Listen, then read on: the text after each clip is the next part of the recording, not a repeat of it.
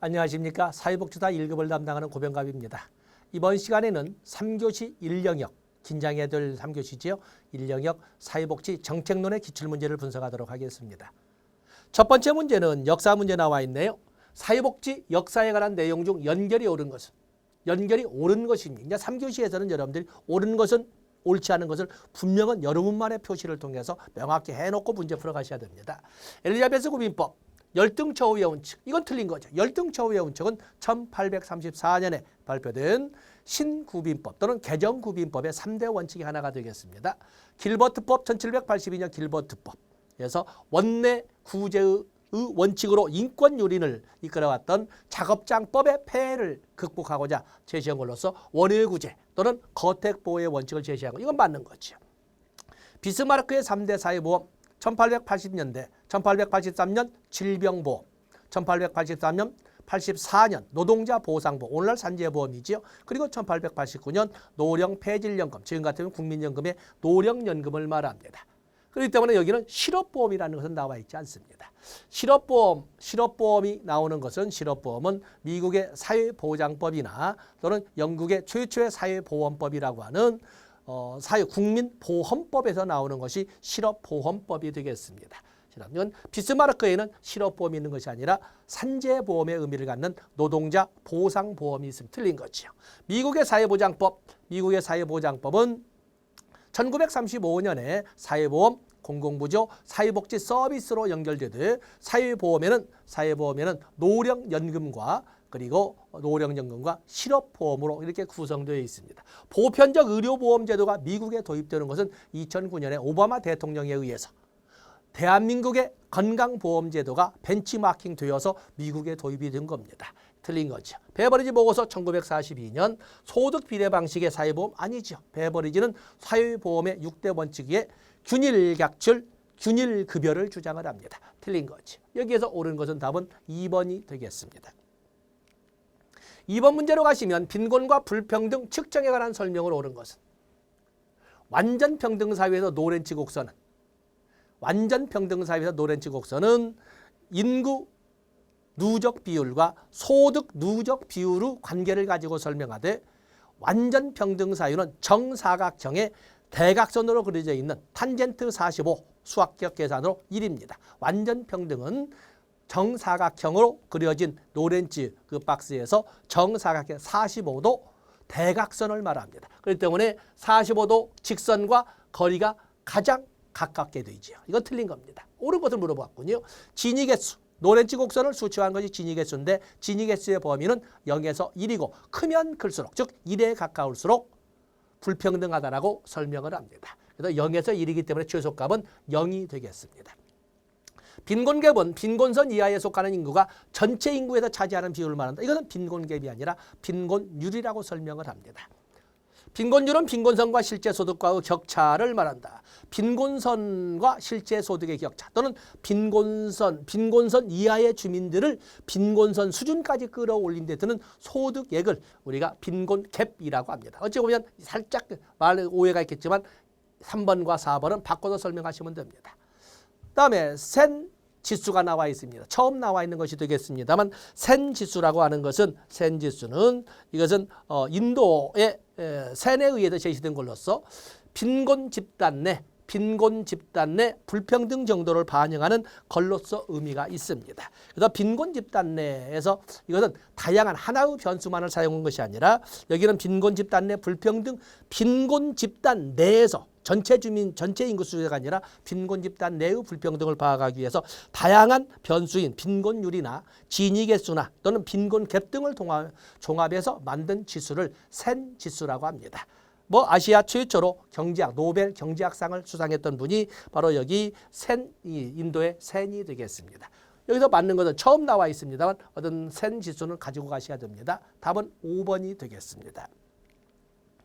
3번 문제 보시면 사회복지 가치 중 자유에 관한 설명을 옳은 것은 자유라고 하는 것은 소극적 자유와 적극적 자유로 나눌 수가 있는데 소극적 자유라고 하는 것은 간섭받지 않을 자유, 국가의 간섭을 배제할 자유. 그에 비해서 적극적 자유는 국가에 대하여 당당히 필요한 것을 요구할 수 있는 자유를 이렇게 말을 합니다. 그래서 자유지상주의는 자유방임주의보다 더 극한의 표현이라 할 수 있는데 거기서는 소극적 자유를 옹호하죠. 간섭받지 않을 자유. 소극적 자유 보장을 위해서는 국가의 역할이 원칙적으로 배제되어야 합니다. 틀린 거지요. 적극적 자유의 관점에서 자유의 침해는 개인에게 필요한 자원이나 기회를 박탈당한 것을 의미한다. 바로 이 누구나 가져야 하는 것에서 배제되거나 그런 기회를 박탈당한 사람이 그거 자원이나 그 기회를 요구할 수 있는, 적극적으로 요구할 수 있는 자유를 적극적 자유라고 합니다. 자, 놓고 갑니다. 적극적 자유의 관점에서는 임차인의 주거 안정을 위해 임대인의 자유를 제약할 수 있습니다. 우리나라도 헌법 제23조를 보면 사유재산 절대자유의 원칙을 적용하되 단서 조항을 통해서 공익이나 이런 안전보장을 위해서는 수용, 사용, 제한을 할 수 있도록 하고 있지 않습니까? 그렇기 때문에 우리 헌법의 재산권 보장 규정에서는 적극적 자유의 개념을 포함을 시키고 있다는 것을 알아주시면 됩니다. 있습니다. 틀린 거죠. 개인의 행동에 대한 의적 강제가 없는 상태, 의적 강제가 없는 상태는 소극적 자유의 사유를 말하고 있습니다. 여기서 옳은 것은 답은 3번이 가장 하자가 없는 답이 되겠습니다. 4번에 보시면 지역 사회복지 발달 이론에 관한 설명으로 옳지 않은 것은, 자, 사회복지 발달 이론은 여러분들 쭉 노트 정리하신 것처럼 산업화 이론 또는 수렴 이론이죠. 사회양심론, 사회통제 이론, 엘리트 이론, 다원주의 이론 또는 조합주의 이론, 또 그러면 시민권 이론, 확산 이론, 또 사회민주주의 이론, 또 마르크스 이론 등등등 많은 이론들이 같이 존재를 합니다. 그중에 사회양심 이론, 사회복지라고 하는 것은 지역 주민들의 이타주의와 인도주의적인 이런 착한 마음이 모아져서 국가의 자선활동으로 표출된 것이다 라고 하는 것이 사회양심 이론입니다. 이타주의가 제도화된 것이다. 수렴 이론, 산업화 이론 말하죠. 산업화를 이룬 나라들은 사회복지 제도를 도입하게 된다. 왜? 산업화 과정 중에 필연적으로 발생할 수밖에 없는 문제를 해결하기 위해서, 이렇게 설명하는 것이 산업화 이론, 수렴 이론, 기술결정론이 되겠습니다. 시민권론, 마샬은 사유권을 복지권이라 하겠다. 그렇죠. 자유권을 공민권, 정치권을 참정권, 그에 비해서 사유권을 복지권이란 말로 혼용을 했습니다. 권력자원론, 권력자원이론은 사회민주주의 이론과 같은 맥락에 사용하는데 자본계급과 노동계급 간의 투쟁 끝에 노동계급이 쟁취한 승리의 전리품이라고 표현하는 것이 바로 여기 나오는 권력자원론, 사회민주주의 이론입니다. 때문에 여기 나오는 것처럼 권력자원론, 권력 엘리트의 이론이다. 이것은 엘리트 이론이나 좀 더 넓게 본다면 사회통제론과 엘리트 이론이라고 설명할 수가 있습니다. 구조기능론, 사회복지는 산업화, 도시화에 따른 사회문제에 대한 적응의 결과이다. 자, 좋습니다. 여기서 옳지 않은 것은 답은 4번이 되겠어요.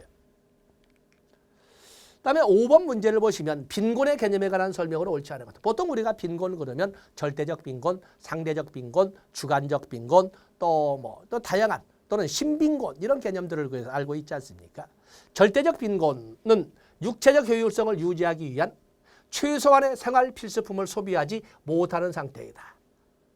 찰스 부스와 같은 경우에는 빈곤의 개념을 끄집어낼 때 빈곤과 빈곤층으로 나오되 전 가족의 소득을 활용하게 되면 육체적 효율성은 유지할 수 있다. 육체적 효율성은 유지할 수 있고 바로 이런 그러면서 최소한의 생활 필수품을 활용할 수 있다. 그러나 그러지 못한 것은 빈곤층의 개념으로 설명을 했고 라운트리아 같은 경우에는 1차 빈곤과 2차 빈곤. 보통 찰스 부스의 빈곤층과 그리고 라운트리의 1차 빈곤이 바로 절대적 빈곤에 해당된다. 이렇게 설명할 수가 있습니다. 최저생계비를 계측하여 빈곤선을 설정하는 방식은 절대적 빈곤 개념을 적용한 것이다. 그렇죠? 최저생계비. 우리도 종래에는 최저생계비 개념을 씁니다만 이걸 가지고 빈곤 개념 설정을 합니다. 국민기초생활보장제도는 절대적 빈곤 개념을 적용하겠다. 종래는 2번에 있는 것처럼 최저생계비를 기준으로 해서 절대적 빈곤 개념을 활용했습니다만 이제는 우리는 중위, 기본, 소위 기준 중위소득을 가지고 해서 우리는 상대적 빈곤 개념을 사용하고 있습니다. 그러니까 기준 중위소득에 급여별로 각기 달리 정한 법정 비율 이하를 빈곤으로 설정함으로써 빈곤 후 개념이 효율적이지 않습니다. 그래서 상대적 빈곤 개념을 적용하여 옳지 않은 것은 답은 3번이 되겠어요. 상대적 빈곤은 한 사회의 평균적 생활 수준. 우리는 기준 중위소득을 사용합니다만 비교하여 빈곤을 규정한다. 중위소득을 활용하여 상대적 빈곤을 설정할 수 있다. 우리나라가 지금 이렇게 하고 있는 거죠. 답은 3번이 되겠어요. 6번 문제를 보시면 최근 논의되고 있는 사회복지정책 이슈들에 관한 설명으로 옳지 않은 것은 생태주의 관점에서는 복지국가의 성장 패러다임을 옹호한다. 생태주의 관점은 인간과 환경의 상호 조화를 초점으로 해서 계급투쟁론적인 경제지상주의, 성장지상주의를 비판하는 이런 것이지 여기는 성장 패러다임을 옹호하는 것이 아닙니다. 이건 틀린 거고 4차 산업혁명, 일자리 감소, 소득 양극화 심화 등의 이슈는 기본소득 도입의 필요성과 관련되어 있다. 그렇죠. 지금 기본소득이라고 하는 것은 소득이나 재산의 많고 적음에 무관하게 전 국민에게 그것도 개인별로 이렇게 가능한 한 현금으로 요즘은 뭐 현금으로 쓸 수 있는 많은 뭐 지역화폐라든지 이런 거 사용하고 있지 않습니까? 지급하도록 되어 있는 바로 이런 것이 바로 기본소득인데 바로 이것이 실질적으로 우리나라가 지금 직면하고 있는 가장 현실적인 문항이라고 볼 수가 있습니다. 민달팽이 유니온, 복지국가 청년 네트워크 등은 청년세대 운동조직이 출연한 사례에 다룬다.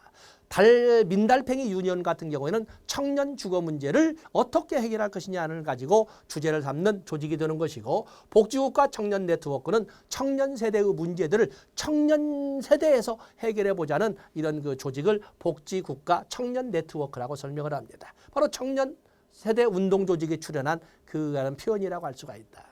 마을 만들기 주민은 주민 참여형 복지라고 할 수 있다. 커뮤니티 케어는 탈시설, 지역사회 보호죠. 커뮤니티 케어, 탈시설화와 관련되어 있다. 우리나라는 1980년대 후반부터 본격화되었다. 설명이 됩니다. 자, 여기는 답은 1번이 되겠습니다. 그래서 보통 생태주의 관점 보면은 우리가 그리니즘이라는 조지와 일딩의 어떤 그 그리니즘, 녹색주의의 관점과 같은 맥락에서 풀어가시면 됩니다. 성장이 아니라 조화를 말하는 거죠. 답은 1번이 되겠어요. 7번에 보시면 사유적 배제의 개념적 특성에 관한 설명으로 옳지 않은 것은 사유적 배제라고 하는 용어는 1970년대 프랑스 좌파 정권이었던 시라크 사유당 정권에서 등장한 이런 용어가 되겠어요. 종래에 있었던 빈곤이나 박탈과 같은 이런 용어와는 다르게 정태적 개념이 아니라 동태적, 단일 차원적 개념이 아니라 다차원적 이런 개념으로 등장한 용어가 사유적 배제가 되겠습니다. 개인과 집단의 다차원적 불이익에 초점을 두고 다층적 대책을 촉구한다. 그렇습니다. 사유적 배제. 특정 집단이 경험하는 배제는 정태적 사건이 아니라 동태적. 무엇 때문에 이렇게 가난하게 없게 살게 되었는가. 이 과정은 어떠한 아픔을 주고 있는가. 이런 아픔은 앞으로 어떠한 또 미래를 또 연장시켜 갈 것인가. 이런 다면적 다차원적 접근합니다. 사유적 배제 개념은 열등처우의 원칙으로부터 등장했다. 열등처우의 원칙이라고 하는 것은 1834년 개정구빈법의 원칙으로 등장한 것이고 사유적 배제는 그로부터도 140년이 지난 1974년에 시라크 정부에서 프랑스에서 등장하기 때문에 이것은 시대적으로 100여 년 이상 차이가 납니다. 소득의 결핍 그 자체보다 다양한 배제 행위가 발생하는 과정에 초점을 둔다. 그 동태적 개념이죠. 사유적 관계망으로부터 단절, 차별 문제를 제기한다. 저서 다면적, 다차원적입니다. 옳지 않은 것은 당연히 답은 3번이 되겠습니다. 8번 문제를 보시면 사회복지 재원에 관한 설명으로 옳지 않은 것은 사회복지 재원에는 크게 공공재원과 민간재원으로 나눠볼 수가 있는데 공공재원에는 일반 조세라고 하는 조세, 또 사회보장성 조세라고 하는 사회보험료, 또 그런가 하면은 조세 비용이나 조세 지출 이 세 가지를 듭니다. 그래서 민간 재원으로서는 본인 일부 부담금이나 사회복지 공동모금이나 또는 기업복지 재원이나 이런 것 등을 우리가 들어볼 수가 있습니다. 일반세 중 재산세의 계층 간 소득 재분배 효과가 가장 크다. 일반세라고 하는 것은 소비세나 소득세, 재산세가 있는데 그중에 소득 재분배 효과가 가장 큰 것은 소득의 많고 적음에 따라서 세율을 달리하는 누진세율을 적용하는 소득세가 되겠습니다. 그래서 소비세나 재산세보다는 소득세가 가장 소득 재분배 효과가 크다. 이렇게 알아주시면 됩니다. 옳지 않은 거예요. 답은 뭐 1번이겠군요. 목적세는 사용 목적이 정해져 있어 재원 안정성이 높다. 그렇죠. 목적세. 이용료는 저소득층의 서비스 이용을 저해할 수 있다. 도덕적 해이를 막고자 하는 이런 과정에서 등장한 본인 일부 부담금이라고 할 수 있는 이용료는 오히려 저소득층의 소위 서비스에 대한 접근을 두렵게 만들, 접근성을 떨어뜨리게 될 겁니다. 고용주가 부담하는 사회보험료는 수직적 소득 재분배 성격을 갖는다. 사실은 취업하고 있는 취업자에 대하여 사업주가 제공하는 이런 소위 여기 나오는 사회보험료는 오히려 실직자에게 배분되당되어야 될 재원이 취업자에게 지금 배분되는 거거든요. 그래서 가진 자가 갖지 못한 자를 주는 이런 방식으로 이렇게 하되 역진성을 가지고 있다고 볼 수가 있습니다. 기업이 직원들에게 제공하는 기업복지. 여기 이 기업복지 같은 것은 소위 민간 재원이라고 했지만 또한 동시에 사업원과 같이 연결시켰을 때 역진적 성격이 강하다라고 이렇게 설명할 수가 있는 것입니다. 옳지 않은 것은 답은 당연히 1번이 되겠습니다. 9번 문제로 넘어가 보시면 복지 혼합 유형 중 서비스 이용자의 선택권이 작은 것부터 큰 수준으로 다양한 것은. 자, 이것은 제가 이론 시간에 설명을 하지 않아서 좀 민망하게 된 문제가 되겠지만은 공공부문의 소위 1980년대 복지국가의 위기를 극복하자는 재편기가 시작되면서 공공부문의 역할을 좀 줄이면서 민간부문의 역할 비중을 확대시켜가는 이런 복지 혼합이 시작이 됩니다. 옛날처럼 중앙정부가 중심이 되어서 공공부문이 일방적으로 제공하는 공공부문 형태에서 점차 정부가 일부 지분을 가지고 있는 준정부기관이 주도하는 시대로 바뀌면서 그러다가 이제는 정부가 각본을 짜고 민간 부문이 집행을 하되 정부 부문은 소위 재정 지원만 하는 이런 걸로 혼합 복지가 시작이 됩니다. 바로 그것을 민간 부문 간의 계약의 형태라고 합니다. 그 때문에 당연히 운영을 하는 의혹을 보면 민간 부문이 운영을 하지만 실질적인 각본은 정부가 짜고 재정도 정부가 책임지는 겁니다. 그렇기 때문에 사실은 정부가 운영하는 거나 별 차이가 없다. 그래서 여기에는 이용자의 선택권이 사실상 거의 없다라고 볼 수가 있습니다. 그리고 나서 민간 부문의 재정을 보조하는 그 재정을 가지고 어떤 목적으로 어떤 방법으로 어떻게 세분화해서 쓰든지 간에 그것은 민간 부문이 알아서 하라 하는 영역으로 이렇게 좀 확대가 되어가고 그러면서 바우처로 바뀌고 그리고 세제 혜택으로 이렇게 바뀌어져 갑니다. 뭐 여기에서는 이론 강의로 길게 그 근거를 제시를 하겠습니다만은 어쨌든 여기 계약이라고 하는 것은 정부와 민간 부문 간의 계약이란 말을 이렇게 계약으로 축약해서 쓰고 있는 것입니다. 답은 4번이 되겠습니다. 여기 증서는 바우처를 말하고 있어요. 다음에 10번으로 넘어가 보시면 이용료 부과 방식에 따른 소득 재분배 효과가 작은 것부터 큰 수준으로 다양한 것은 소득 재분배가 이번에 몇 문제 나와 있군요. 정액제라고 하는 것은 소득의 많고 적음에 관계없이 정률세율을 정률의 이런 그 비율을 적용하는 것을 정액제라고 합니다. 정률에 그래서 정률이라는 것은 정률이 아니라 정액의 세금을 부과하는 것을 정액제라고 하기 때문에 소득이 적은 사람은 똑같은 10,000원을 세금으로 부과되었다고 할 때 소득이 적은 사람은 10,000원이 상당히 부담스러운 데 비해도 고소득자에는 아무것도 아닌 있는지 없는지도 모르는 이런 그 비중을 차지하게 되는 거거든요. 그렇기 때문에 소득 재분배 효과는 없다. 소득 재분배 효과가 없다라고 하는 것은 우리가 정액제라고 할 수가 있습니다. 그보다는 좀 더 인간다운 것이 정률제가 되겠어요. 그래서 소득의 많고 적음에 따라서 적용하는 세율을 달리 하는 것은 정률제라고 합니다.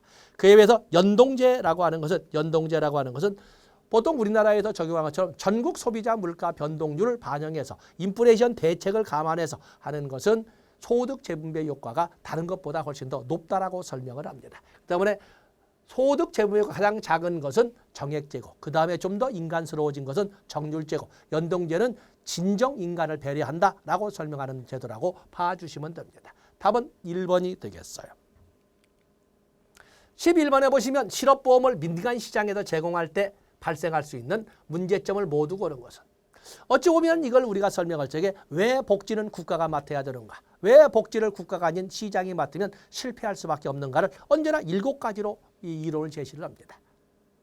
바로 복지의 공공재적 성격, 또 외부 효과, 정보 선택의 중요성, 그것이 실패했을 때 나오는 역선택이나 도덕적 해이 문제, 복지 관련 위험의 상호 의존성이나 비독립성 또는 규모의 경제, 이런 문제가 있기 때문에 복지는 누가 맡아야 된다? 국가가 맡아야 된다는 것입니다.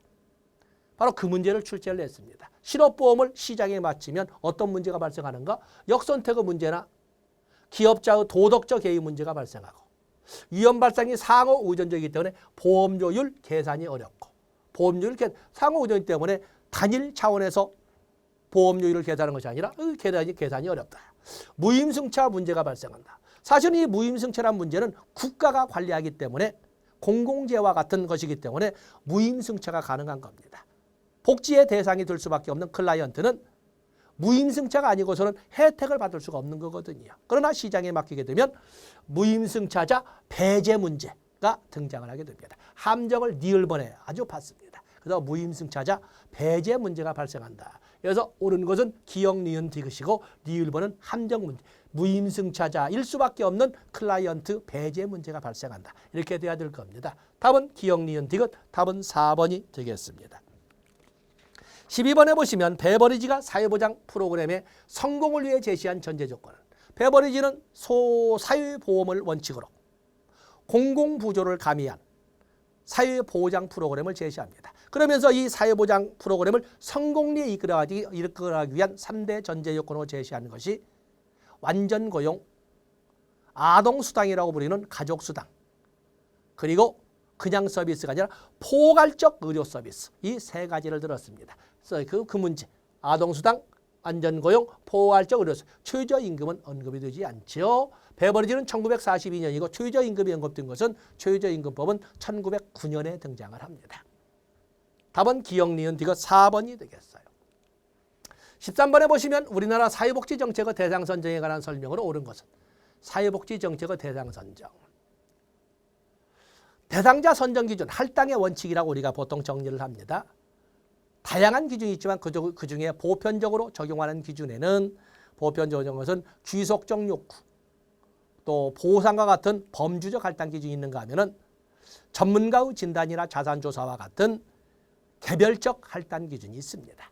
소득이나 자산을 조사하여 대상을 선정하는 것은 당연히 그것은 선별주의가 되겠죠. 이걸 맞았다고 할 사람은 없죠. 이건 무조건 선별주의가 되겠고, 아동수당은 7세 미만의 아동을 양육하고 있는 가정에 대해서는 소득이나 재산에 관계없이 무조건 10만 원씩 지급하도록 한 것. 그렇기 때문에 보편적 이런 할당에 보편주의를 적용할 수 있는 귀속적 욕구에 의한 또는 그 중에서도 인구학적 기준에 의한 이런 할당 기준이라고 할 수 있습니다. 인구학적 기준. 그래서 7세 미만 83개월 이하에 있는 자녀를 가지고 있으면 모두 똑같이 10만 원씩을 지급을 합니다. 장애수당은 전문가의 진단을 고려하지 않는다. 장애수당은 장애인의 장애 정도와 경제적 수준을 고려해서, 그리고 18세 이상이면, 그렇기 때문에 전문가의 눈으로 볼 때의 장애의 정도를 말하는 것이 자기의 진단을 말하는 건 아니거든요. 고려합니다. 틀린 거죠. 긴급복지지원제도는 보편주의 원칙에 부합한다. 아니죠. 긴급복지지원은 위기 상황에 처한 사람들이 제시한 자산조사에 동의한다는 서면을 반영해서 자산조사를 해서 선정하는 것이지 무조건 주는 것은 아니에요. 이건 선별주의입니다. 공공부조는 다 선별주의라고 보시면 됩니다. 기초연금 대상 선정 기준에는 부양의무자 유무가 포함된다. 부양의무자 유무가 포함되는 것은 국민기초생활보장제도에서 반영되는, 그것도 모두가 반영되는 것이 아니라 7개의 급여 중에 생계급여와 의료급여에서만 반영이 됩니다. 법률 규정에는 교육급여도 있고 주거급여도 있지만 실질적으로는 반영이 되지 않습니다. 실질적으로 반영되는 것은 생계급여와 의료급여에서만 부양의무자 조건이 반영되고 기초연금에서는 반영되지 않습니다. 자, 여기에서 옳은 것은 나와 있죠. 옳은 것은. 그렇기 때문에 옳은 것은 당연히 2번이 되겠습니다. 14번에 보시면 사회보험료와 조세에 관한 설명으로 옳은 것을 모두 고르면, 정률의 사회보험료는 소득세에 비해 역진적이다. 그렇죠. 소득된 일반 조세로서 누진세율이 반영되기 때문에 누진적인 데 비해서 정률의 사회보험료는 동률의 동률의 그 비율을 적용하기 때문에 역진적이다. 그렇기 때문에 고소득층에게 유리하다는 비난을 명기 어렵다. 이렇게 설명을 합니다. 자, 기억번호 맞는 거 같죠? 모두 찾는 거군요. 사회보험료는 조세에 비해 징수에 대한 저항이 적다. 그렇죠? 사회보장이라는 명확한 목표가 있기 때문에 조세 저항이 적고 정치적으로 합의를 도출하기가 좋습니다. 소득세와 사회보험료 모두 소득이 높은 사람이 더 많이 낸다. 소득세는 당연히 누진세율을 적용하기 때문에 많이도 훨씬 더 많이 내는 것이고, 근데 사회보험료는 물론 아무리 동률의 세율을 적용한다 해도 소득이 많으면 많을수록 당연히 절대액은 금액은 훨씬 더 크게 될 겁니다. 자, 좋고. 조세는 지불 능력과 관련이 되어 있다. 그래서 지불 능력이 큰 사람은 더 높은 비율을 적용해서 하기 때문에 지불 능력과 관련이 있습니다. 자, 답은 모두가 맞는 것이 되겠습니다. 다음에 15번에 보시면 사회복지 정책을 분석하는 접근 방법에 관한 설명으로 옳은 것은, 보통 길버트와 스펙트가 제시할 때 접근 방법으로서는 과정 분석, 산물 분석, 이행 분석으로 오는데, 과정 분석, 먼저 산물 분석이 나왔거든요. 특정 정책이 실행된 이유, 정책이 실행된 이유, 그 결과를 분석, 평가하는 데 관심을 둔다. 이것은 평가와 관련되어 있는 이행 분석, 퍼포먼스 아날리시스가 되겠어요. 산물 분석은 정책이 형성되는 사회, 정치적 맥락을 구출한다. 이 정책이 수립되는 데 있어서 정치 사회적 맥락에서 어떠한 이해관계 집단들이 그들의 이해관계를 반영했는가를 따지기 때문에 이것은 과정 분석이 되겠어요. 성과 분석은 정책 결정이라는 정책 활동의 결과물에 대한 내용을 분석하는 것. 내용을 분석하는 것은 산물 분석이죠. 누구를 대상으로 할 것이며 무엇을 제공할 것이며 무슨 돈으로 운영할 것이며 그리고 누가 이에 대한 관리 운영이라고는 전달의 업무를 맡을 것인가 하는 그 내용을 분석하는 것은 산물 분석이 되겠어요. 과정 분석은 정책 기획 과정을 거쳐 이끌어내는 여러 정책 대안을 분석한다.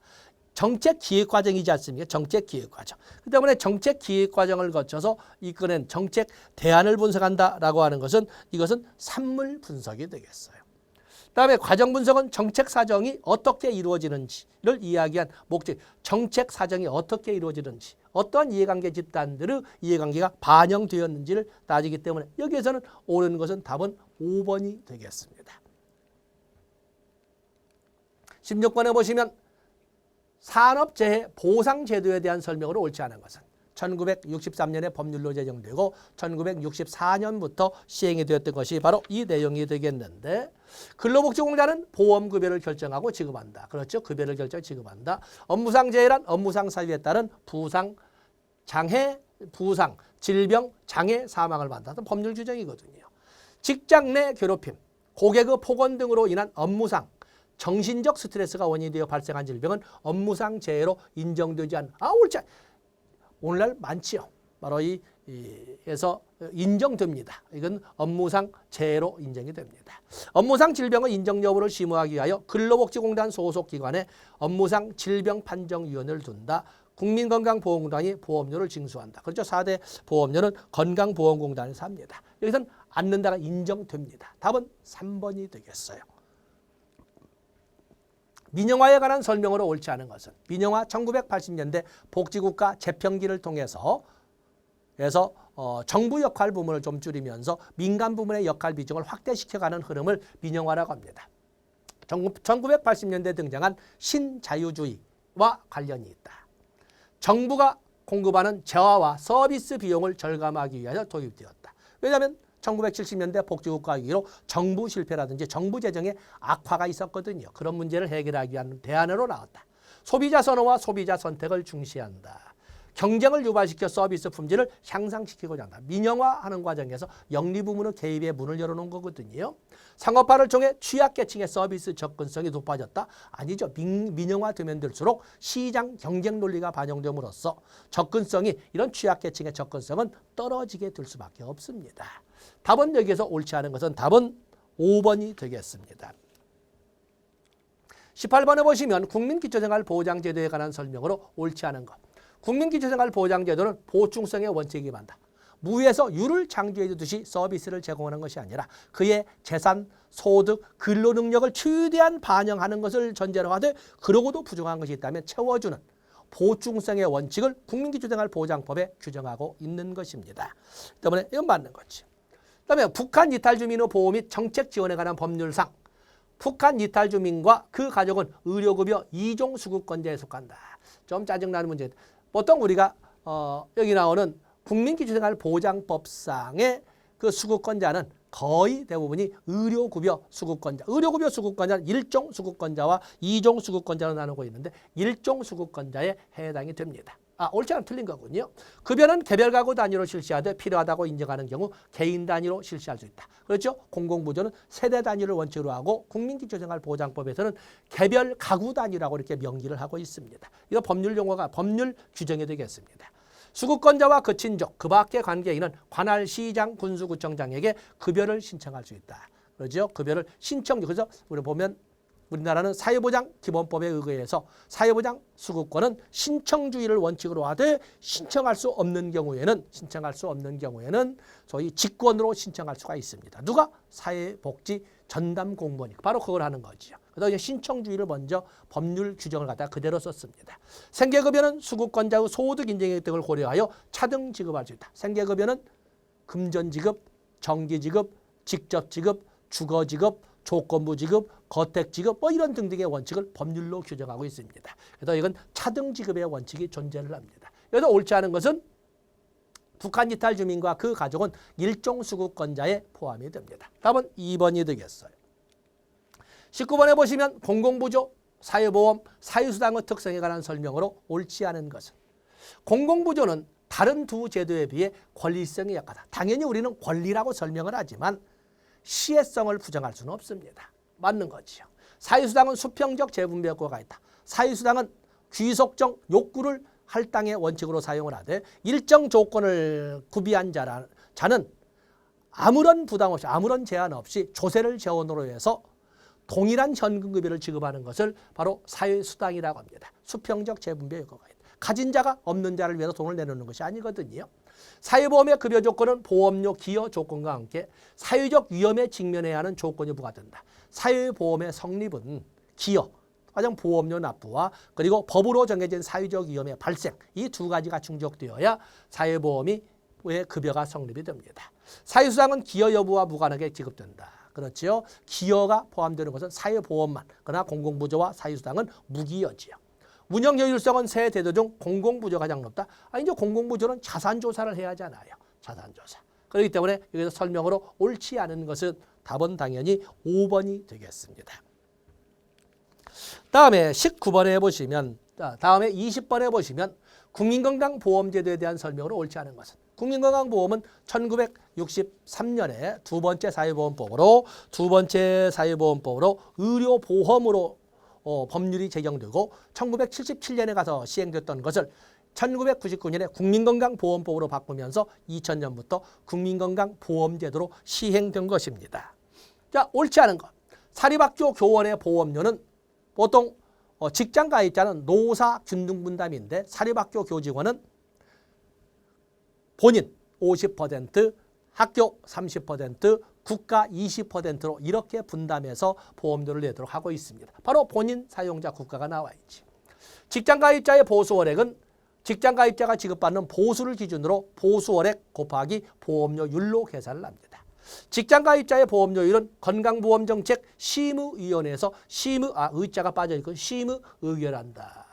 직장가입자의 보험료율은 부가급여로 임신, 출산, 진료비, 장제비, 상병수당을 지급하고 있다.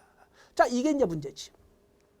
국민건강보험법에 보면 부가급여로서는 건강보험법에서 시행령에서 정한 대통령령으로 정하고 있는 것처럼 이런 것을 지급할 수 있도록 되어 있으나 실질적으로 시행령에 의해서 시행되는 것은 단 하나, 임신, 출산, 진료비 하나만을 바우처 형식으로 지급하고 있고 장제비나 상병수당은 사실상 사문화된 단어가 되겠습니다. 틀린 거죠. 국민건강보험공단의 휴게연도는 정부의 휴게연도를 따라 다 좋습니다. 옳지 않은 것은 바로 장제비나 상병수당을 지급하고 있다. 이 규정이 틀린 것입니다. 답은 4번이 되겠어요. 다음에 21번에 보시면 근로장려세제에 대한 설명으로 옳지 않은 것은 아시아에서 최초로 미국에서 70년대부터 시행했던 근로장려금 또는 네거티브 인컴 텍스라고 하는 부의소득세의 제도가 우리나라에서 시행이 되는데 바로 그게 근로장려금, 자녀장려금 제도가 되겠습니다. 근로장려금 신청 접수는 보건복지부에서? 아니죠. 자, 우리가 정책 분석을 하면 누구를 대상으로 한다, 무엇을 준다, 그리고 누가 관리한다라고 할 적에 그것은 기획재정부 산하의 국세청에서 관리를 합니다. 이거 틀린 거죠. 근로능력이 있는 빈곤층에 대해 근로의욕을 고취시킨다. 그렇죠? 근로능력이 있는 실질적인 소득 증대를 현실화시킴으로써 근로의욕을 열심히 일을 하면 국가도 도와주고 국가의 도움을 받으면 우리도 살아갈 수 있네라는 자신감을 갖게 만드는 거거든요. 미국의 EITC를 모델로 한다. 언더 인컴 텍스, 근로소득이 있으나 세금을 낼 수는 없는 그야말로 쥐꼬리만큼밖에 못 받는 근로소득자의 사기를 진작시키기 위한 근로소득세를 채워주는 보전하는 근로소득 보전세제라고 하는 EITC를 반영해서 아시아에서 최초로 시행한 것입니다. 근로장려금은 근로소득 이외 재산 보유 상태 등을 반영하여 지급한다. 근로장려금, 자녀장려금의 대상자 선정 기준에는 가구 여건, 배우자가 있느냐, 또 18세 미만의 자녀가 있느냐, 또 70세 이상의 봉양하는 부모가 있느냐, 이런 가구 여건과 부부 합산 총소득 요건 3단계로 나눠집니다. 그리고 재산 요건 2억 원 미만이냐, 이런 것을 따져서 합니다. 그래서 이런 재산 보유 상태들을 반영합니다. 근로빈곤층에게 실질적 혜택을 반영하여 빈곤 탈출을 줬습니다. 옳지 않은 것은 답은 1번이 되겠어요. 22번에 보시면 고용보험에 대한 설명으로 옳은 것은 실업급여를 받을 권리는 양도, 압류, 담보로 제공할 수 없다. 그렇죠. 사회보장기본법에 의해서 사회보장 수급권은 양도금지, 압류금지, 담보 제공금지가 적용이 됩니다. 구직급여 급여일수는 대기기간이 끝난 다음 날로부터 소정급여일수만큼 120일에서 270일이라는 소정급여일수만큼 지급을 한 대기기간을 포함하여가 아니라 대기기간이 끝난 다음 날로부터. 틀린 거지요.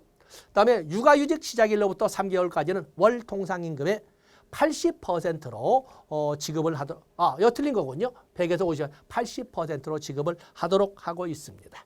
자영업자인 피보험자의 실업급여에는 구직급여, 연장급여 아니죠. 자영업자인 피보험자의 실업급여는 일반 실직자의 실업급여와 똑같이 반영이 되는데 단 연장급여 3가지와 취업촉진수당이 하나인 조기 재취업수당은 자영업자인 피보험자에는 적용이 되지 않습니다. 틀린 거죠. 65세 이후에 자영업을 개시한 사람에게는 실업급여 영역과 육아휴직급여, 출산 전후 휴가급여에 대해서는 적용되지 않습니다. 법률 다 규정은 되어 있는 겁니다. 여기서 옳은 것은 답은 1번이 되겠습니다. 그다음에 23번에 보시면 국민기초생활보장 대상가구의 월생계급여액은 국민기초생활보장법상 생계급여의 대상자는 부양의무자 조건을 구비한 자로서 소득 인정액이 기준 중위소득의 30% 이하인 가구를 대상으로 합니다. 자, 보겠습니다. 자, 여기에 보시면 여기에는 전세주택에 거주하는 부부 2자녀로 구성된 가구로 소득 인정액은 100만 원이다. 2019년 가구별 기준 중위소득은 여기 4인 가구니까 460만 원이다. 그러면 여기에서 생계급여를 지급받으려면 월소득, 기준 중위소득 460만 원에 30% 이하야 되거든요. 그래서 30%를 곱하게 되면 3, 42, 3, 68, 138만 원이 되는 것입니다. 138만 원. 그러다 보니까 138만 원인데 거기에서 인정되는 소득 인정액은 이 4인 가구의 소득 인정액은 100만으로 보기 때문에 이에 대한 채워주는 소위 지급되는 생계급여액은 38만 원이 되겠습니다. 38만 원. 그래서 30%라는 개념은 460만 원 곱하기 0.3 하고 그중에 소득 인정액 뺀 나머지를 보충성의 원칙에 따라 채워주는 거거든요. 얼마를 채워준다? 38만 원을 채워주게 되는 것입니다. 답은 2번이 되겠습니다. 24번에 보시면 노인장기요양보험에 대한 설명으로 옳은 것은 보험자는 보건복지부 장관이다. 아니죠. 우리나라 의료보장에서 보험자는 2000년부터 전면 시행된 통합주의, 다시 말해서 단일보험자주의에서 국민건강보험공단이 됩니다. 틀린 거지요. 등급 판정에 따른 장기 요양인증의 유효기간은 1년을 원칙으로 아니면 1년을 원칙으로 합니다. 통합징수한 장기보험료와 건강보험료는 통합징수는 각각의 독립유예로 관리한다. 그렇죠? 통합징수하되 구분고지하고 독립위계로 관리해야 된다. 맞습니다. 재가급여 비용은 해당 장기 요양급여 비용의 15%를 부담합니다. 이거 곧잘 나오는 함정이지요. 수급자는 시설급여와 특별현금급여를 중복하여 받을 수 없습니다. 그래서 중복급여는 배제가 돼 재가급여, 시설급여, 특별현금급여는 원칙적으로 중복급여가 안 됩니다. 여기서 옳은 것은 당연히 답은 3번이 되겠습니다. 25번에 보시면 기초연금에 대한 설명으로 옳은 것은 65세 이상 모든 고령자에게 제공하는 사유수당. 아니지요. 모두면 사유수당이 되겠는데 여기는 70%까지. 70% 하위 소득 70%까지만 제공을 합니다. 무기여 방식의 노후 소득 보장이다. 그래서 기초연금이지만 무기여 연금 아니겠습니까? 기초연금액 산정 시 국민연금 급여액을 고려하지 않는다. 기초연금액을 산정할 때는 기준연금액 또는 국민연금 급여액 등을 고려해서 산정하게 됩니다. 틀린 거죠. 기초연금액은 가구 유형 소득과 상관없이 동일하다. 아니죠. 그런데 동일하다 이건 틀린 겁니다. 기초연금의 수급권자가 사망하면 유족급여를 지급을 한다. 사망하면 유족급여 존재하지 않습니다. 옳은 것은 답은 2번이 되겠습니다. 벌써 25번이 끝났군요.